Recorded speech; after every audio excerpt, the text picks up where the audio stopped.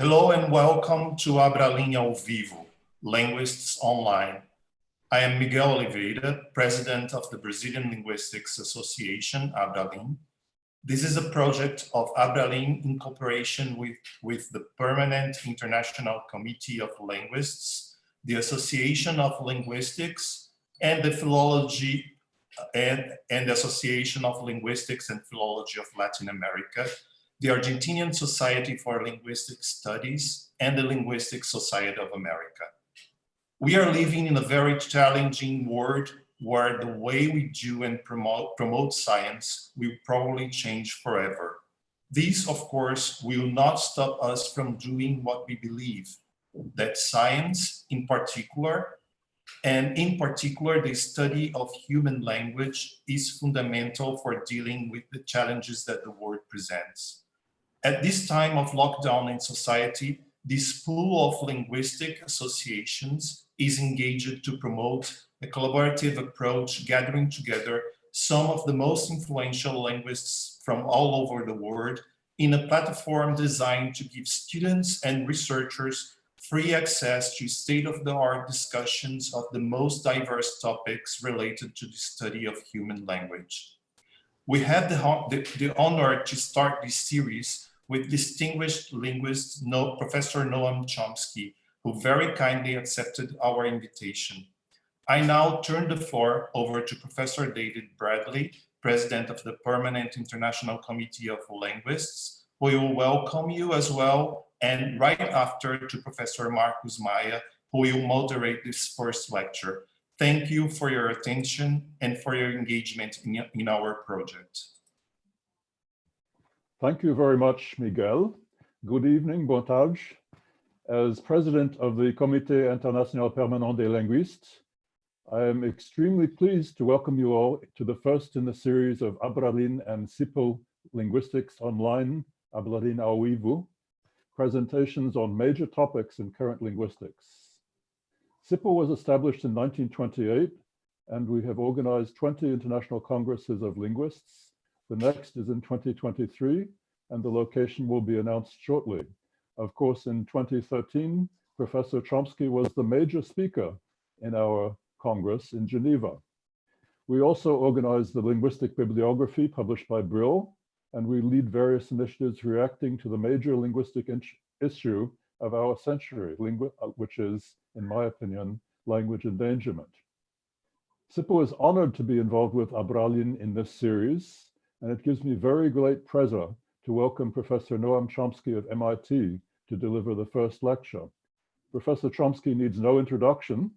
He has been the leader in advances in syntactic theory since the middle of last century and continues to inspire all of us. Thank you, muito obrigado. And I now turn the floor over to Professor Marcos Maia to give a further introduction for Professor Chomsky. Thank you.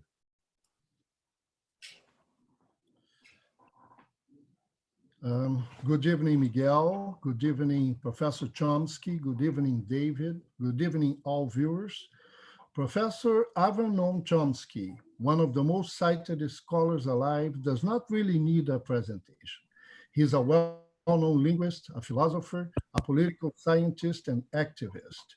If he did not invent linguistics, at the very least, he reinvented it in the 50s, having had an important role in the so-called cognitive revolution.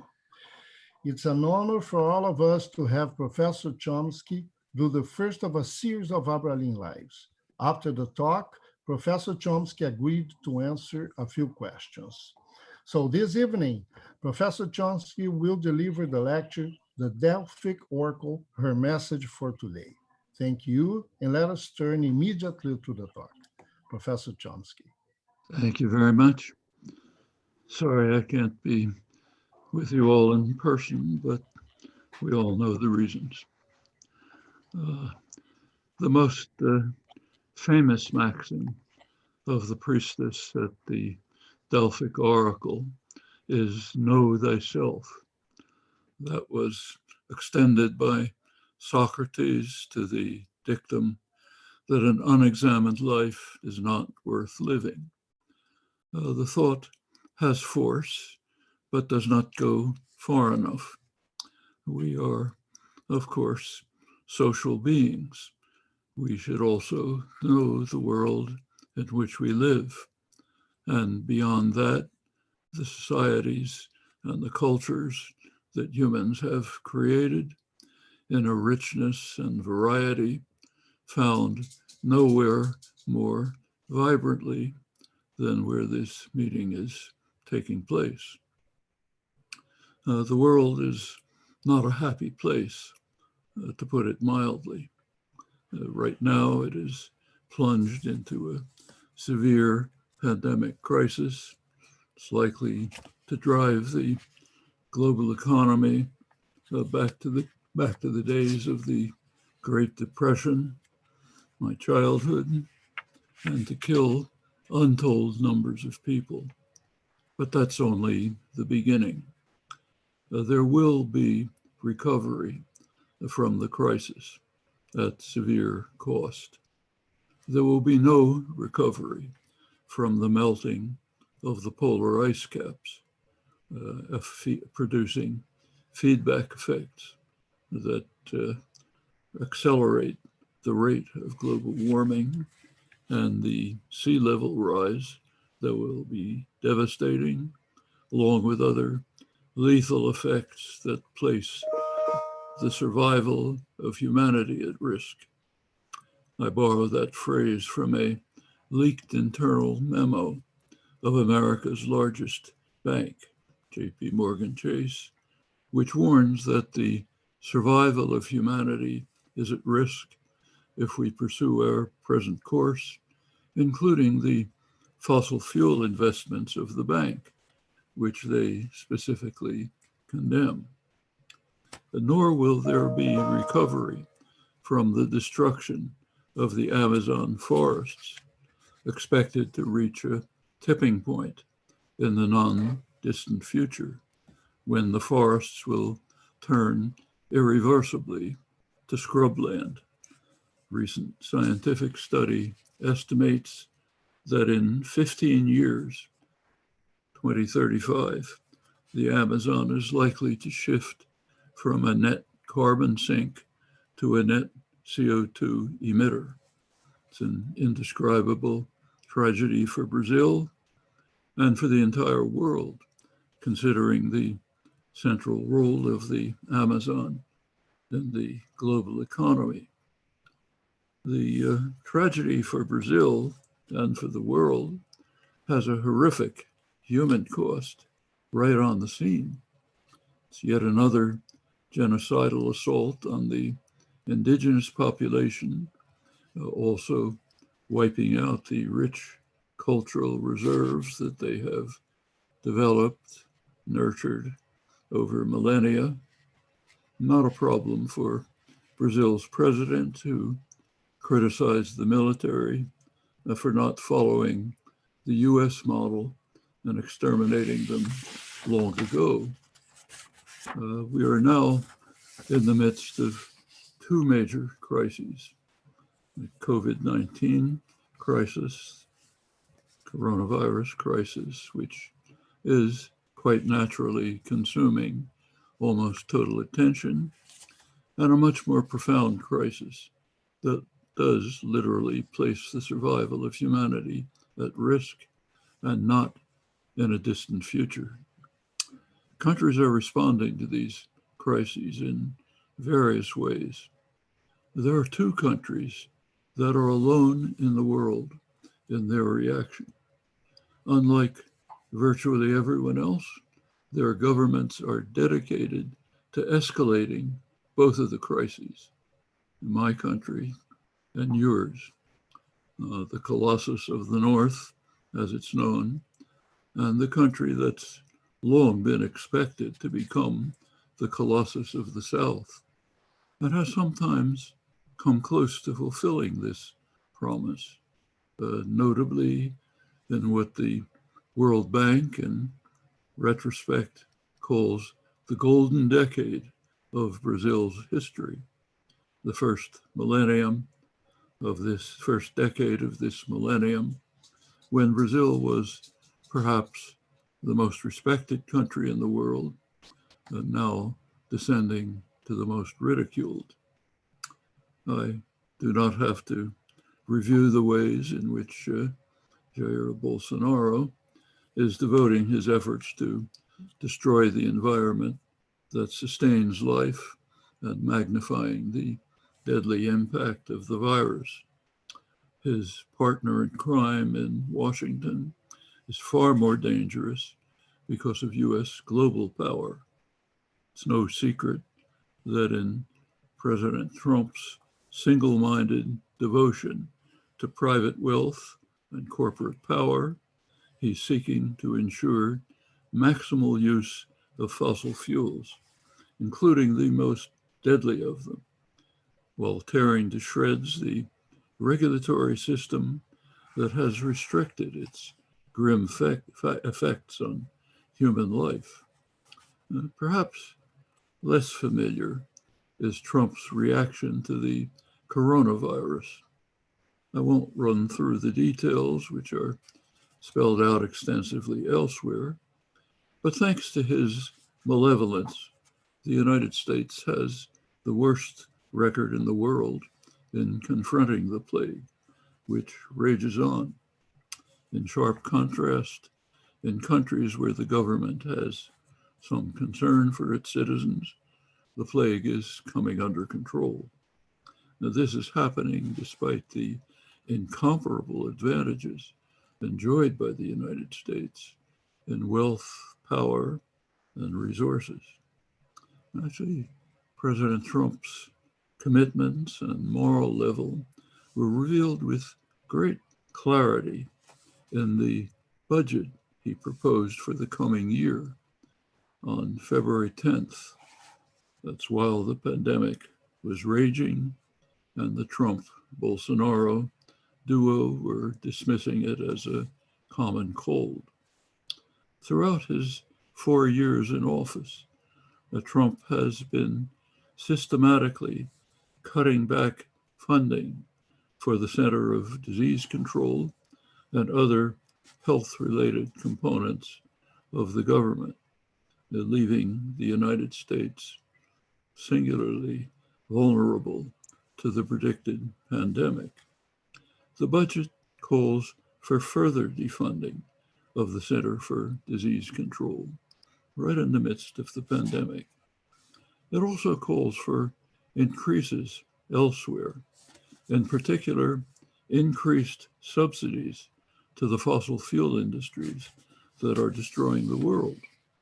And of course, more for the loaded military and for his famous wall to protect Americans from miserable refugees fleeing from the wreckage of US terrorist crimes. The significance is loud and clear. To make matters worse, in his desperate efforts to conceal his massive crimes against Americans, Trump is flailing about to find scapegoats. The most recent target is the World Health Organization, which Trump is now seeking to destroy on derisory grounds. The most immediate effect will be to slaughter many poor people in Africa, in Yemen, scene of the world's worst humanitarian crisis. They depend on the World Health Organization for survival from many diseases, so they can be lost. In Bolsonaro's famous phrase, "Who cares?" Well, maybe they can turn again to the country that played an essential role in liberating Black Africa, Cuba, which is once again providing the world with a rare model of true internationalism by sending doctors to stricken areas in Europe where the rich countries of the so-called Union are unable to help one another. The two major countries in the Western Hemisphere are now vying for the lead in destroying the environment that sustains life and exposing their own citizens to the grim effects of the virus, mostly the poor, of course. But their ambitions are higher. They are also competing to uphold the banner of Franco's companion, the fascist general Milan Ostrai, abajo la inteligencia, viva la muerte. Bolsonaro is destroying Brazil's rich scientific institutions. One trembles to see if the axe will fall on the Oswaldo Cruz Foundation, which is in the forefront of efforts to prevent and overcome pandemics. Perhaps Bolsonaro will follow the path of his tutor in the White House, who just removed the doctor in charge of developing vaccines because he dared to warn against the quack medicines recommended by our dear leader. Like Bolsonaro, Trump is trying hard to undermine science. He's following the dictates of his favorite journalist, Rush Limbaugh, to whom he recently awarded the Medal of Freedom. According to Limbaugh, I'm quoting, "There are four corners of deceit: government, academia, science, and media. Those situations are now corrupt and exist by virtue of deceit. So all salute General Ostrai." Science reporters deplore the fact, I'm quoting now, that Trump has diminished the role of science in federal policy making while halting or disrupting research programs nationwide, marking a transformation of the federal government whose effects, experts say, could reverberate for years. The main targets of Trump's mimicry of the fascist general center on the environment and climate, quoting again, concerns that Trump has dismissed despite a global scientific consensus. But the targets go well beyond, reaching to effects of chemicals on pregnant women, crop science, far more. Specialists warn that the disregard for expertise in the federal government is worse than it has ever been. It's pervasive. So it comes as little surprise that the two main hotspots for the pandemic are the United States and Brazil, also the two main centers for the campaign to enhance the risks for the survival of humanity. Well, let's leave the gutter and come up for a breath of fresh air. Let's return to the Delphic oracle and the injunction to know thyself, not just as an individual, but as a member of a species, sharing essential characteristics with others. And a very unusual species, unique in many ways. The core of human uniqueness is what Anthony Wallace, the co-founder of the theory of evolution, called the intellectual and moral nature of humans. These are attributes with no meaningful analogs in the biological world, sometimes simply called the human capacity. The faculty of language is quite naturally taken to be the core element of the human capacity. Its appearance in the evolutionary record, which we can now fairly confidently date to perhaps 200,000 or 300,000 years ago. Its appearance in the evolutionary record at that time is plausibly regarded as the sudden and emergent event that was the releasing stimulus for the appearance of the human capacity in the evolutionary record. That's the summary by the noted paleoanthropologist Ian Tattersall of current thinking, the great leap forward, as Jared Diamond called it. What happened apparently is that some small rewiring of the brain yielded the basic property of human language, with the rich syntax that yields human thoughts, prerequisite for social development, and the sharp changes of behavior that are revealed in the archaeological record, on to the spectacular changes since, some of them magnificent, some of them which threatened the survival of humans and much of the rest of life on Earth. So what is the basic property that appeared in one branch of hominids a few 100,000 years ago? We can take it to be an operation coded in the brain, which yields an unbounded array of structured expressions, each of which constitutes the linguistic articulation of a thought, each of which may or may not be externalized in some sensory motor system, enabling others to access our innermost thoughts. This is quite a remarkable phenomenon. These remarkable properties of language deeply impressed the founders of modern science in the 17th century, with insights that I'll return to in a moment.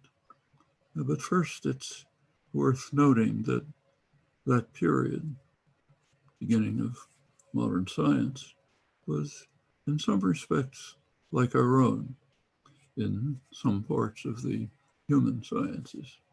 In particular, linguistics and the cognitive sciences may be approaching something like a Galilean revolution.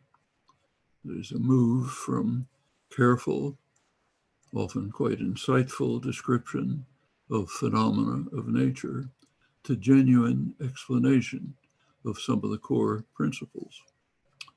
One step in the 17th century great leap forward in understanding the world was an enhanced willingness to be puzzled by ordinary phenomena. So why does an apple fall to the ground? And at what rate does it do so? Why do we perceive a figure as a distorted triangle, not as the exact image of whatever it may be? In general, what are the basic principles that underlie what happens in the world? Well, at the time, there were accounts in the dominant neo-scholastic philosophy of the day, but they were often couched in mystical terms, invoking what the Galilean scientists called occult properties that were unexplained, sympathies and antipathies, forms flitting through the air and implanting themselves in the brain. I'll turn to some analogs in our own day. Well, in their effort to reveal the secrets of the universe, abandoning mysticism, the founders of the scientific revolution did not overlook and ignore language and thought. Galileo and his contemporaries expressed, I'm quoting, expressed their awe and wonder at the fact that language permits us to construct from 25 or 30 sounds an infinite variety of expressions, which, although not having any resemblance in themselves to that which passes through our minds, nevertheless reveals all of the secrets of the mind and makes intelligible to others who cannot penetrate into the mind all that we conceive and all of the diverse movements of our souls. That critical insight poses a challenge, sometimes called the Galilean challenge. We now know that the formulation requires some qualifications, but the challenge is very real and should, I think, be recognized as one of the deepest insights into language and mind in the rich history of inquiry of the past several millennia. These insights were pursued in the tradition of general and rational grammar. General because it sought principles that hold for all languages. Rational because it sought explanation.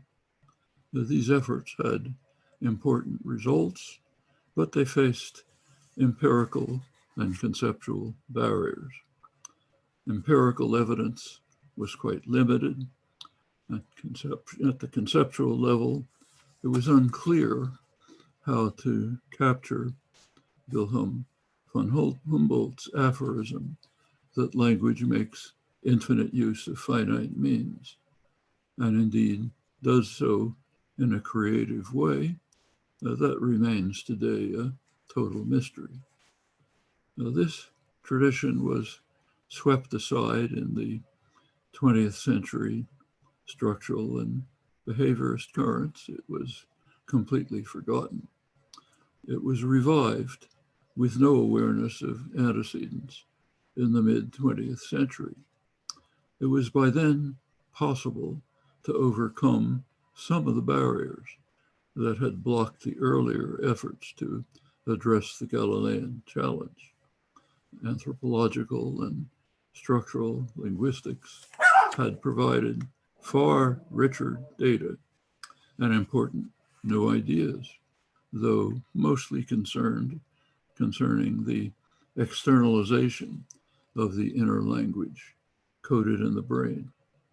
And major discoveries in the mathematical sciences, creating the theory of computation, provided the intellectual tools to capture the infinite use of finite means, though only in part. As I said, the normal creative use of language remains today a mystery. The so-called generative enterprise grew from these roots and at once confronted problems similar to those that arose in the 17th century. In both cases, it had been thought that the basic issues were understood and that all that remained was to apply available ideas to broader domains. But with the new approaches that sought genuine explanations, it was quickly discovered that almost nothing was understood and that many standard beliefs were wrong and that puzzles abounded as soon as one took a close look. So the new science of the 17th century was unsatisfied with many conventional beliefs. For example, the universal belief that heavy objects fall faster than light ones, that's what we see in the world of experience. So why? And in fact, is it even true? Turns out that it's not, as Galileo demonstrated by clever thought experiments. Remember, he couldn't have possibly carried them out. Much else fell by the wayside. Well, turning to our day and our topic, it was commonly believed that, quoting, language is a matter of training and habit. Phrases Leonard Bloomfield's, the great American linguist of the first half of the 20th century. But the idea was very widely held in one or another form. 30 years later, 1968, Bloomfield's student, Charles Hockett, who was one of the most sophisticated theorists in the general structuralist tradition, revised Bloomfield's characterization, quoting him, "An individual's language at a given moment, constantly changing, is a set of habits, that is, of analogies, where different analogies are in conflict, and it is unmitigated nonsense to think that there might exist some internal system encoded in the brain that determines the language." Similar notions are quite prevalent today, particularly in Silicon Valley-based linguistics, but elsewhere as well. Well, let's put aside the question whether these ideas are even coherent, and let's adopt the 17th century stance of puzzlement. So take analogy, central concept. No one tells us what it is, but we have some general grasp of the concept. So let's take a simple sentence like John ate an apple. And suppose we delete the object forming John ate, which means John ate something or other. Now, there are actually further constraints which we can put aside. Now let's take a look at an obvious analogy. Take the sentence, "John is too angry to talk to Bill." Okay, and let's delete the object forming John is too angry to talk to, which by analogy should mean John is too angry to talk to someone or other. Unfortunately, it doesn't. It means John is so angry that someone or other won't talk to him. The simple analogy fails. And as we know, quite interesting questions arise when we look further, much as in the case of falling bodies. We find this everywhere. So what about habit? No one tells us what it is, but we have a general idea. So what habit then yields the interpretation of John is too angry to talk to? Does the question even make any sense? Well, in the 1950s, when the generative enterprise began, it quickly became apparent that accepted ideas fall apart as soon as you're willing to be puzzled and examine them carefully, which interestingly doesn't keep them from being held with all their incoherence long after, which happened to be true in the 17th century as well. More interestingly, new problems immediately arise. So take another simple sentence. The men who worked carefully packed their tools. The men who worked carefully packed their tools. It's ambiguous. Could mean they worked carefully or they carefully packed. Suppose the adverb is in initial position. Carefully, the men who worked packed their tools. The ambiguity is gone. It means carefully packed. Can't mean worked carefully. Here there's a puzzle, in fact, a double puzzle. Why is the ambiguity resolved? And why is carefully construed with a more remote verb, not the closest one? In fact, as soon as we impose structure on the sentence, we see that carefully is construed with the structurally closest verb, not the linearly closest one. So the puzzle is rephrased. Why do we attend to structure, not linear order? The example illustrates the principle of structure dependence, which holds of all constructions in all languages. It's a deep universal. And that poses even more serious puzzles.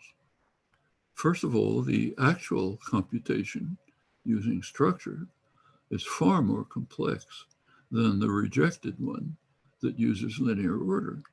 So why is it universally chosen? Second, how does anybody know this? In fact, an experiment by now has shown that this is known by infants as early as they can be tested. By now, the most recent work down to 30 months old. As soon as you can test an infant, they know this. Well, that means that the infant with no relevant experience is ignoring everything it hears, namely linear order. That's what you hear. And it's attending only to what it never hears, namely structure. And it's doing so in all constructions, in all languages. These are very serious puzzles, and they abound as soon as we look at language from a 17th century perspective. Well, in the case of structure dependence, there's only one possible answer, namely that linear order is simply not available to the computational system coded in the brain that is used to meet the Galilean challenge, to construct thoughts and to convey them to others who are similarly endowed so that they can comprehend the thought. But why? Well, is it training, a habit, analogy, conditioning, any of the similar ideas that are commonly used? Plainly not. It seems to me that we can consign these ideas to the category of neo-scholastic occult properties. They may have some use around the periphery of language use, but they seem to have no relevance at all to the basic nature of language. Well, after many years of searching, we have found what seems to be the best possible answer to the conundrum. The system of language coded in the brain uses the simplest possible computational operation, binary set formation, these days called merge. That means evolution took the simplest path.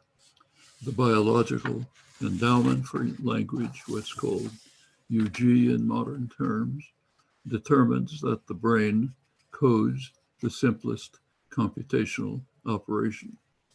I won't run through the details, but it's easy to show. Now, there's still an unresolved question. If the computational operation that yields language with the basic property that I described, if that operation is order-free, how come the expressions of language are linearly ordered? It must be that this property derives from some source other than language, and it plainly does. It's a property of the articulatory system. Articulatory system cannot produce structures. It's forced to linearize them. And in fact, when externalization of language uses a different output system, say sign, strict linearization is not necessary because visual space offers additional options, which are in fact used in signing. The sensory motor systems have nothing whatsoever to do with language. They were in place long before language emerged, and any modifications under language use are at most extremely marginal if they exist at all. So we conclude then that linear order and other surface arrangements do not, strictly speaking, belong to language. They rather belong to some amalgam of language and some other system that has nothing to do with language. A good deal follows if you think it through. For one thing, you would expect that the apparent complexity, diversity, easy mutability of language probably finds its locus mainly in this complex amalgam. It's a complex process to relate the inner system to other systems unrelated to it. And it may be that the internal system, which does meet the Galilean challenge, is very close to uniform, maybe even totally uniform among humans. Hasn't been shown, but I think work is converging in that direction. And it does seem as if the complexities, apparent diversity, mutability, are essentially an externalization to sensory motor systems. Well, this means that the internal language is something like your laptop. The internal coding can be fixed, but it can be externalized with different kinds of printers, sensory motor systems. Well, you've got to make your own judgments, of course, but in my view, this is the first genuine explanation of a fundamental property of language in the rich and instructive millennia of the research into language for years, and perhaps an indication that we are indeed approaching something like a Galilean revolution in the study of language and mind. Now, that conclusion is fortified by the fact that a very interesting range of puzzles succumb to the same analysis, receiving genuine explanations. It's discussed in recent literature that many of you are familiar with. It's currently expanding in new directions, raising new and difficult puzzles that remain unanswered and really puzzling. It's a sign of a field that's very much alive and exciting. Now, that, in fact, is even true of the one example that I gave, much as a lot followed from Galileo's demonstration that we're all wrong about falling bodies. So consider again the example that I gave. Carefully, the men who worked packed their tools. The adverb seeks the structurally closest verb. Packed ignores the linearly closest verb, worked. But the situation is more complex. Sometimes the adverb ignores the structurally closest verb as well. So suppose you hear me say, carefully the men who worked.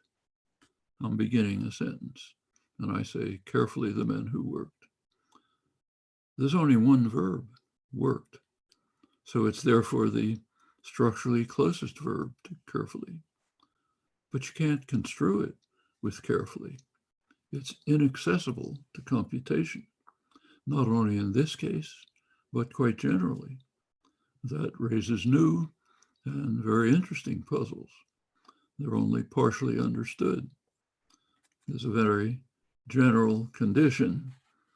It's now called the phase impenetrability condition, which renders the verb inaccessible and has many other complex consequences. Well, that raises new puzzles. Among them, why does the phase impenetrability condition hold? To provide a general explanation, a genuine explanation, we must show that this follows from merge, the simplest computational operation, along with language-independent conditions, what are called in the literature third factor conditions, along with UG and external data, the two other factors in language design and use. Among these third factor conditions is the principle of computational efficiency, which we can take to be a natural law outside of language, which is used in language like other natural laws. And it has been shown in recent years that this combination of the simplest computational operation, merge, and universal conditions of computational efficiency have quite interesting and surprising consequences for language. Well, that offers some promise in providing a genuine explanation for the phase impenetrability condition, but there are open questions remaining. Well, coming back to the priestess at the oracle, we finally have some responses to the challenge that she posed, but are nowhere near plumbing its depths, which makes the study of language a fascinating and exciting enterprise. Thank you.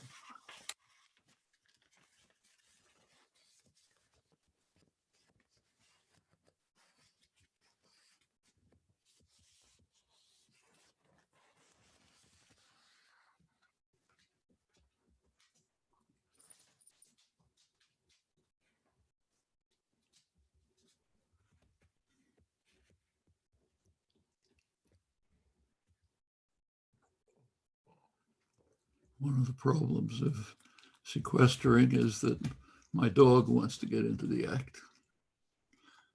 Down. Come down. Down, Gus. Come down. No. Down.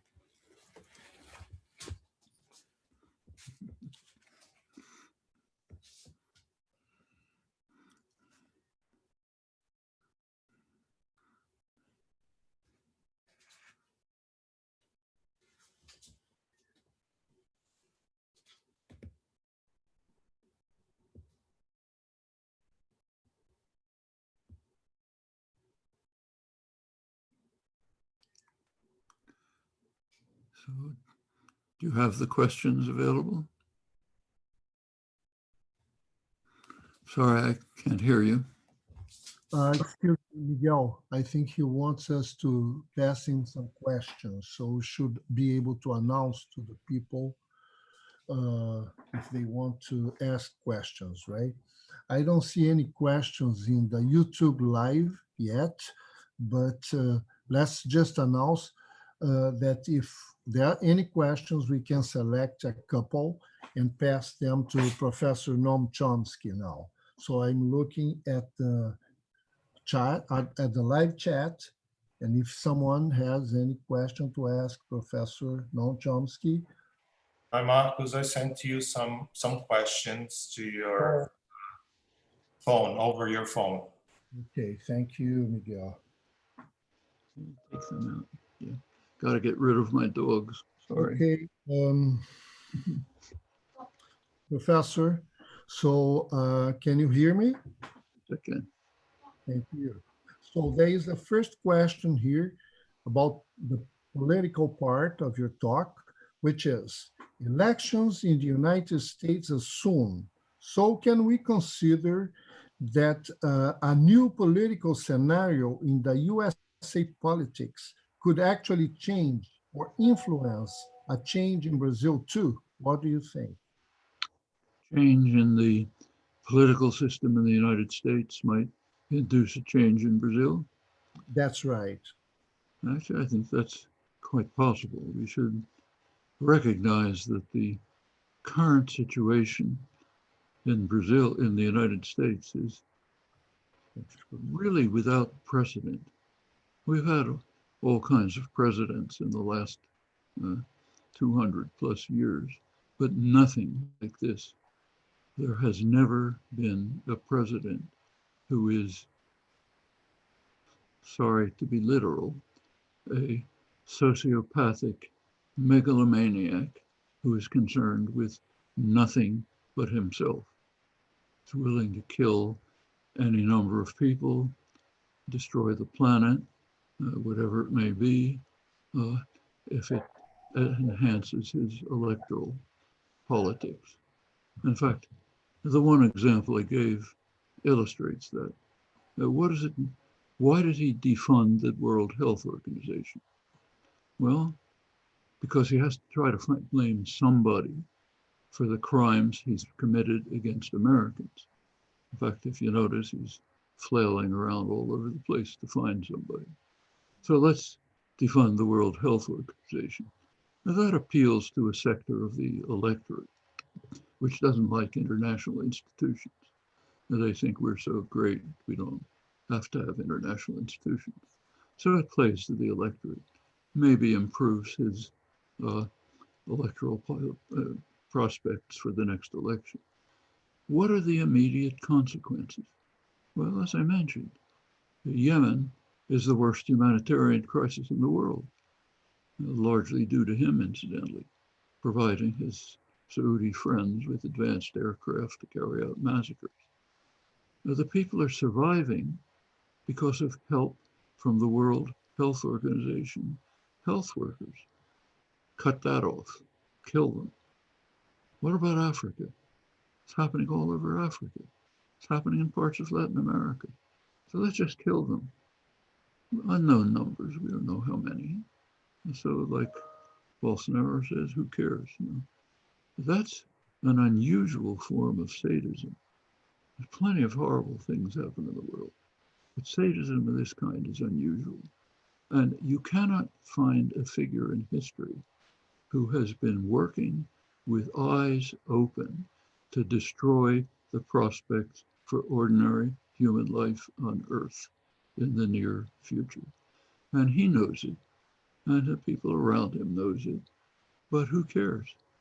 We can enrich our sponsors that way, so who cares? I could go on, but this is unique. If the United States goes back to a normal system, that won't be great in my opinion. There's a lot wrong with the normal system, but at least it's, you know, it's back in the civilized world. In fact, it's quite striking to see how far to the right opinion has drifted during the neoliberal period, the last 40 years. So let's take Bernie Sanders.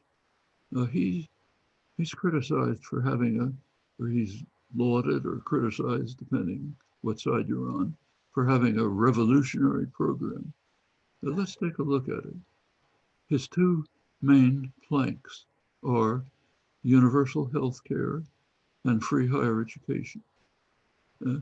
Have you heard of any other country that has universal health care?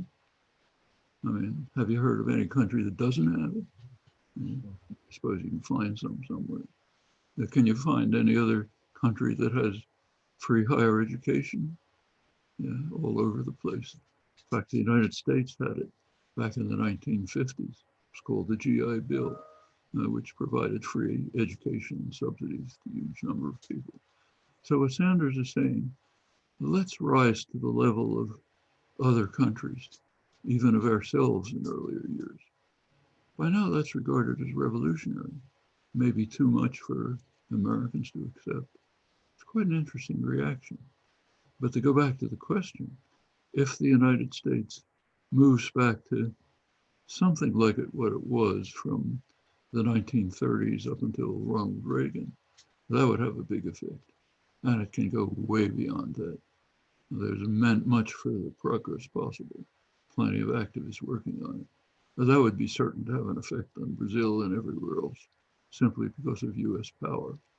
If Bolsonaro couldn't count on support from Washington, he wouldn't be able to do anything he's doing now. Okay, thank you very much, Professor. There's a linguistics question now.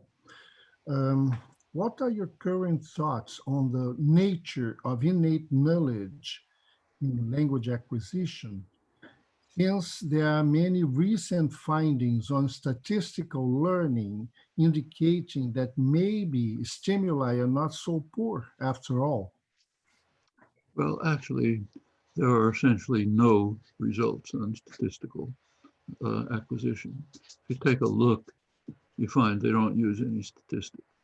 So, for example, there are recent studies, very recent, showing that something we're familiar with, that if you compare English-speaking communities and Japanese-speaking communities, and you look at infants at age roughly 9 months, they begin to, their perceptual capacities begin to become different in the RL range, okay? So Japanese infants begin to lose the capacity to discriminate R and L. English infants retain it. But that's described as statistical learning. Take a look at what's happening. If you look at the data, you get 2 peaks for in the R for English speakers. What they're hearing gives 2 peaks in the R range and in the L range. You look at the Japanese speakers, they're getting 1 peak in the RL range. No statistics. This is just what's called numerosity. It's something that any animal does. You can pick big quantities as distinct from small quantities. Now there's several results on statistics. One is the first careful statistical analysis of the actual data that children receive in the first couple of years of life. Is done by Charles Yang, a fine computational linguist at the University of Pennsylvania. What he found using what's called Zipf's law, the universal law about frequency and frequency and length, he found that almost all of children's speech consists of what they hear consists of short words. If you look at, you try to find bigrams, 2 words in sequence, you can find them, but they're not very frequent. When you get to trigrams, you almost never find them, which means that the data coming to children is extremely sparse, much less than we thought before, which means that the problem of what's called poverty of stimulus is far deeper than what had been thought before. That's an important statistical result. The other one, which caused quite a lot of furor and still being pursued, is an interesting experiment by Dick Aslin and others, I think about 20 years ago maybe, which showed that if you take 8 or 9 month old infants and you give them something like artificial speech, they can detect probabilities at certain, which have word boundaries. They can detect transitional probabilities at word boundaries. They can detect that if there's a high probability for the next segment, it's not going to be a unit. If there's a low probability for the next segment, chance that it's a word, okay? A unit, in other words. Okay, that made a big splash, and it's of some moderate interest. What it actually shows that what was believed in generative grammar for 60 years might be true. If you go back to the mid-50s, say my own work on logical structure of linguistic theory, it's argued there that maybe word boundaries can be detected by looking at transitional probabilities. This was a modification of a proposal by Zellick-Harris that maybe morphemes can be detected this way. It's not going to work for morphemes except for highly analytic languages. And morphemes don't have the beads on a string property that's necessary, but words do. So it's conceivable that words are identified that way. Well, that was finally investigated in recent years, actually first by Charles Yang again. Found that it doesn't work. If you take English and you use transitional probabilities at word boundaries, you pretty much get syllables, not words. If you add some UG principles, you get closer. So if you add the principle that a word is going to have a single tonality peak, pitch stress peak, if you add that, it gets closer. Janet Pierre Humbert showed that if you add some phonotactic information, it gets even better. There's other work by some others. So it was a possible guess, doesn't happen to be true, and it has been shown that in artificial speech or artificial production, the children can detect some statistical properties, which may be used somewhere. It's perfectly possible. But essentially, there's almost nothing there. Okay, thank you. There's another linguistics question. what do you think if someone would establish that a language, let's say a Brazilian indigenous language, would not show a self-embedding in clause constructions? How do you think this could call into question the basic property of the language faculty? It's a famous case, Pirana. It tells you absolutely zero.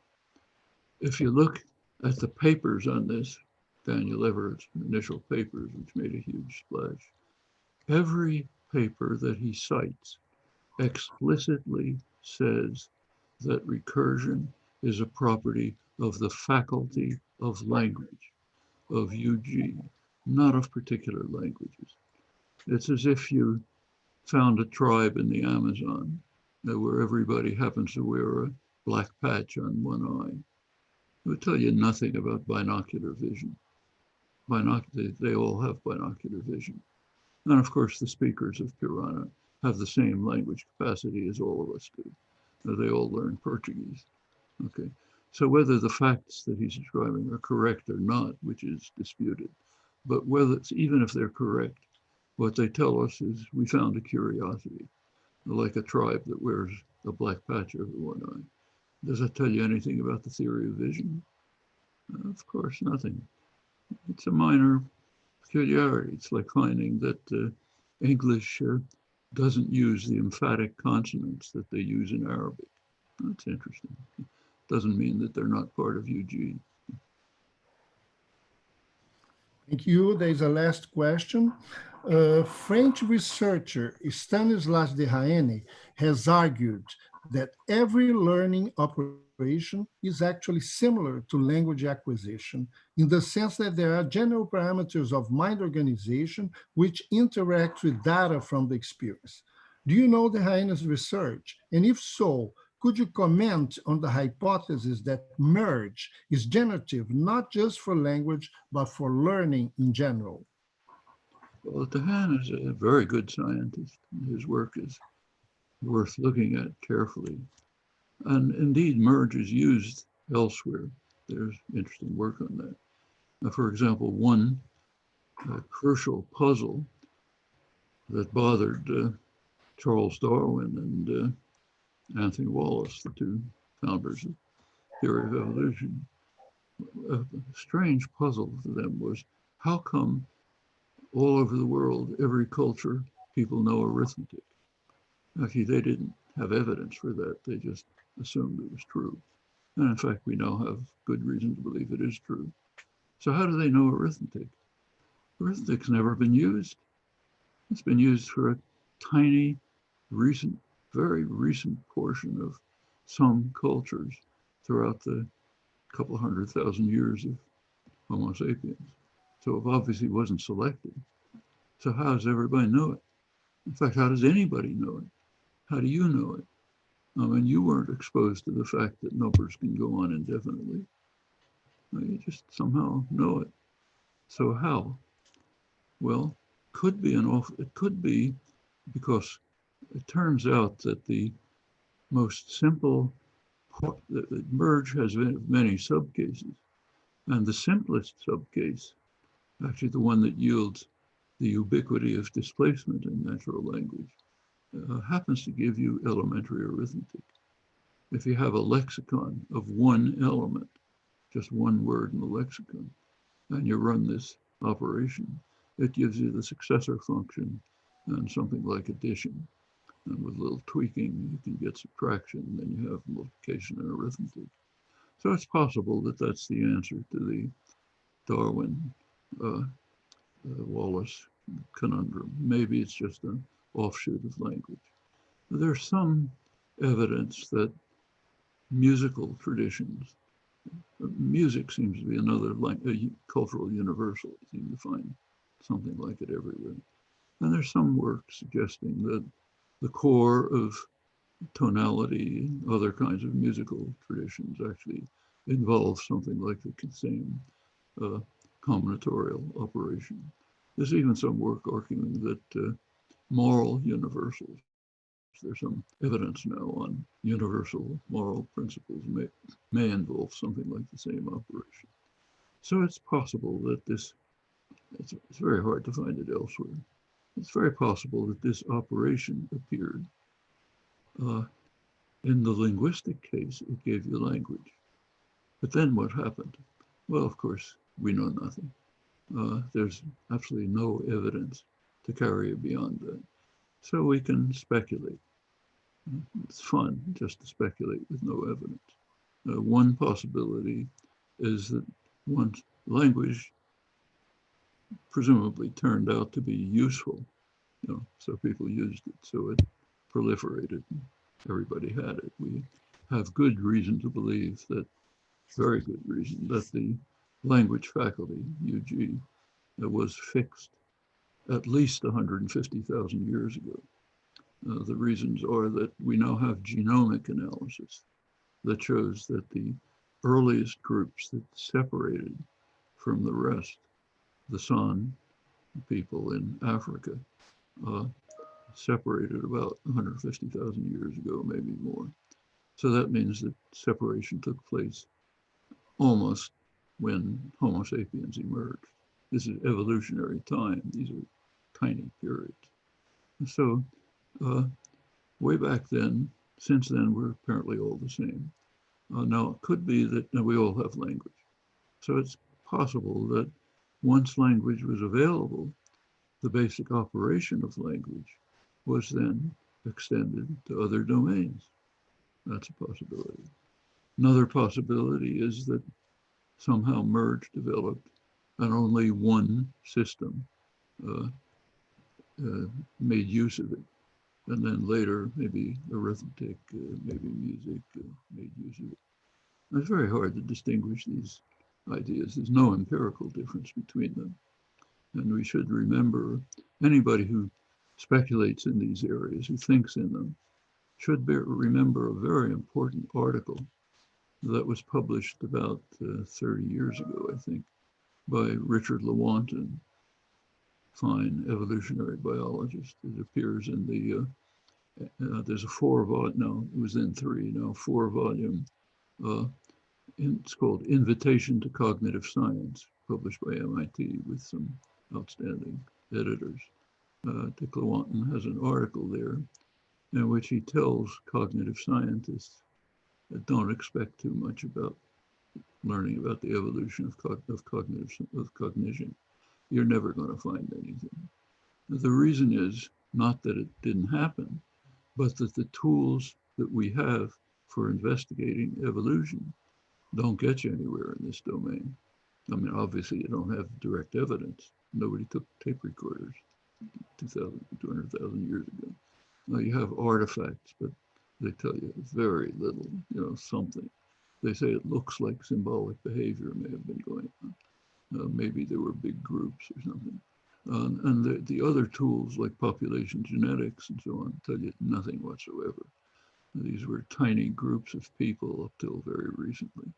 So as he ends up by saying, he says, nice question, but tough luck. You can speculate as much as you want. You can say maybe there were proto-languages, maybe there weren't. Doesn't seem to do any work. Maybe any other thing you want, but you're never going to find out anything. In fact, what we can find out, I think, is very little. Here's about what we know. One thing we know is that humans began to separate not long after Homo sapiens appeared.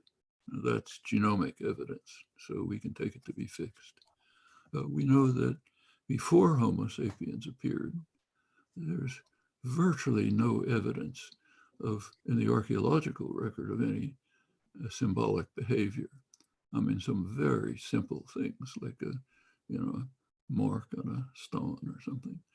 And not long after Homo sapiens developed, remember, this is evolutionary time. So like around 100,000 years ago, you start getting complex symbolic materials, the Bombo's cage in southern Spain and others. Pretty soon you get the amazing productions of Paleolithic art, which are absolutely fabulous. I was I was able to get into the Lascaux caves in France before they were closed off. And it's just stunning. I mean, much better than the best reproductions that you see. It's claimed that when Picasso got there, he said, we haven't learned anything in 40,000 years. But what happens is that very roughly, again, evolutionary time, these are tiny periods.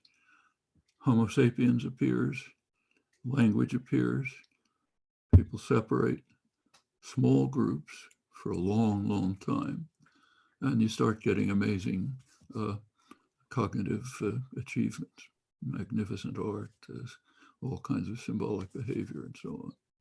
Well, it's suggestive.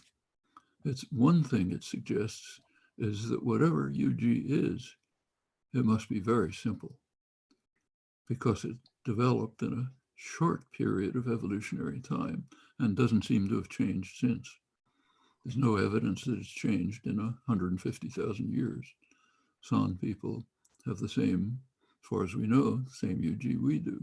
Now, there's another little twist to this, which was studied in a very important work by a fine linguist, Dutch linguist, René Huybrechts. He studied click languages, and he was able to show very convincingly that all and only the languages which make serious use of clicks are the languages of the San people, Khoisan languages. They make extensive use of them, and nobody else does. There are other apparent cases, but they seem to be borrowing or some marginal thing. It's an overwhelming generalization. So it looks as though the externalization of language might have taken place after the separation in somewhat different ways. It's not decisive, but suggestive. I try to go beyond this to find some evidence about evolution of language. I think you don't find much. You find a huge literature, but ask how much of it goes beyond speculation. I don't think much, not because of the inadequacy of the experimenters, but because of what Lewontin pointed out. The methods of inquiry for theory of evolution just don't get you anywhere. There's a lot of work on the evolution of the articulatory system. Okay, you've got fossils and all sorts of things, but that's not language. The articulatory system has nothing to do with language. You can just as well use sign. You can use touch. Sound is convenient. You can use it in the dark. You can use it talking to somebody behind you, but it's, we know very well by now that sign is virtually identical to spoken language in its acquisition, in its structural properties, all sorts of ways, even in its neural representation. And so it looks as if there's just something inside there that has this UG thing coded, and it can have many manifestations. And the manifestations, you can study the evolution. So, for example, there's been a lot of talk in recent years about a gene called FOXP2. Huge amount of talk about that. Well, first of all, it's very doubtful that it has anything to do with language. It seems to have to do with fine motor operations. But whatever it is, it has to do with the articulatory system. It's about something, if it has any effect, it's, maybe it facilitates some articulatory gestures or something. But it certainly has nothing to do with, say, phonemic analysis, the fundamental. And it turns out that Fitch has shown, one of the good theorists of evolutionary biology, that he's worked a lot with Tecumseh Fitch, with other primates, and has found that, say, chimpanzees have about the same auditory system we do. In fact, they even pick out the same features that are used in phonemic systems. When a child, an infant, 2-day-old infant, even an infant in the womb, hears speech noises, it's speech. Chimpanzee can listen to them forever. It's noise. It's like when I listen to Portuguese, just noise. the child, the infant, has the same problem. Listening to something has even a worse problem. When I listen to Portuguese, at least I have a language. So I have some idea what a language might be, but still it's mostly noise. The infant doesn't even have a language to start with, and it's noise. I mean, it was believed at one time that there's something called motherese, that mothers talk in a very special way to infants. And maybe in some upper middle class privileged societies, but most of the world that doesn't happen, and they learn exactly the same way. And furthermore, experiments on motherese by Lilac Lightman and others show that it just doesn't seem to have any effect. The kid doesn't even listen. It's listening to the ambient language with all of its impossibilities. In fact, you do real experiments on, say, perception of your own language. Turns out that you think you're hearing words, but it turns out that you're actually identifying them after something comes along later in the sentence that makes sense of it. What you're hearing is just noise. Then you impose structure on it. That's the problem for the infant, and it doesn't even have the words. So all of this just has to be something deeply built in at every level. And it, again, it'd be very striking to be able to show, if we can, that the internal language, the one that does code thought, enable it to be externalized, the one that meets the Galilean challenge, if we could show that that's uniform, that would be a very striking discovery. It is a traditional view that was thought for hundreds of years during the general and rational grammar tradition. They couldn't show it, of course, but we're sort of inching towards that, I think. Not there by any means, but it looks like it increasingly. Beautiful. Thank you very much. Would you have time for a last question? Sure. No? Thank you. You mentioned in your talk tonight about the concept of third factor. And in your 2005 article, you define first factor as UG, the second factor as experience, and third factor is actually characterized in terms of economy of computations. However, ever since people have expanded on this third factor program, let's say, and for example, Lynn Fraser and colleagues have proposed that processing in itself could be seen as a third factor. And also, what do you think, like, for example, symmetry and locality? Symmetry and locality as candidates. Locality. Third factor. Locality, I think, is an economy factor. Minimal search, which is all over the place in language. In fact, I gave some examples of it. Now that's computational principle. That's a principle of computational efficiency. Actually, if you go back to that 2005 article, I think I may have given computational efficiency as an example of the third factor, but at least what I meant by it is anything else. So maybe some cognitive principle that somebody will discover someday. Anything that's not specifically linguistics, not specifically language. So there's some things that seem to be specifically language. UG, of course, the data of language. They've got to be there for any kind of growth and development. Then there's natural laws, other things that are, even the structure of the brain may be such that only certain kinds of systems can develop. In fact, it's probably true. We don't know enough about the brain to say anything, but maybe someday neuroscience will discover that the brain has to be of a certain kind, in order for language to be embedded in it. It's probably true. If it is true, that'd be a third factor property. So as far as processing is concerned, the processing is very closely related to language acquisition. I mean, by definition, in fact, that the infant who's acquiring language is processing the noises that come in.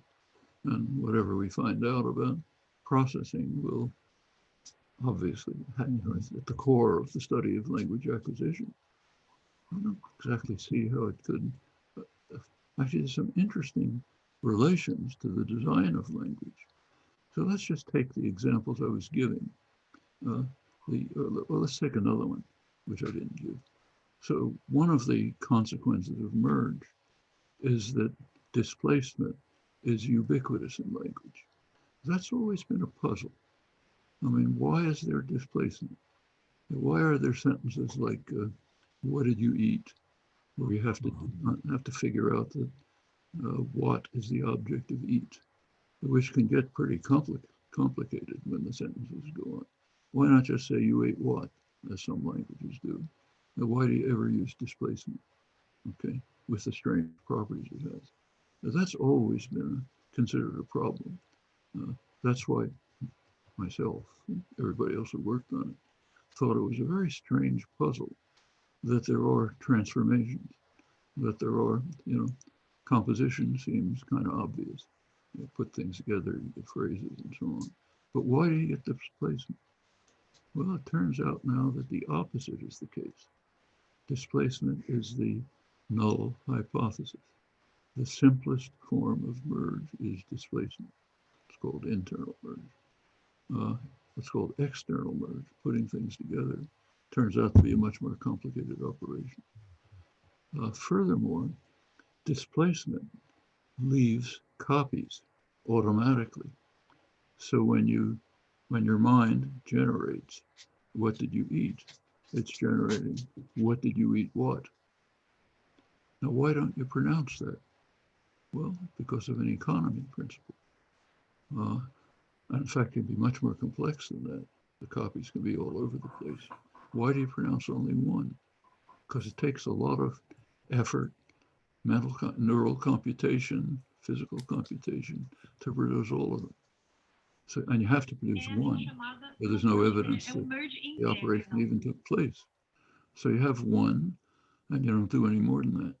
But notice the consequence of that. It makes communication very difficult.